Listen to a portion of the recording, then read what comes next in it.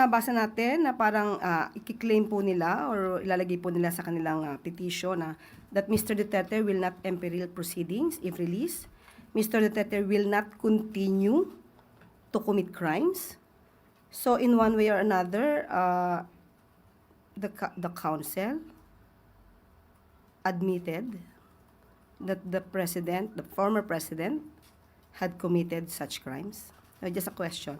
Because they will include that in their motion or petition that Mr. Duterte will not continue to commit crimes. So may pag-amin ba rito? And anyway, if that's their strategy, sana lang po ay mapaniwala nila yung mga ICC judges at huwag nilang masabi later na ang kanilang mga pinangako, dahil may mga pangako sila sa kanilang sa petisyon, ay masabing nagbibiro lang sila. Katulad na nangyari sa pangako sa jet ski. But anyway, kanila pong strategy yan at hayaan na lang po natin ang ICC ang mag-determine kung sila ba ba'y paniniwalaan at kung mag-grant ang kanilang request for interim release.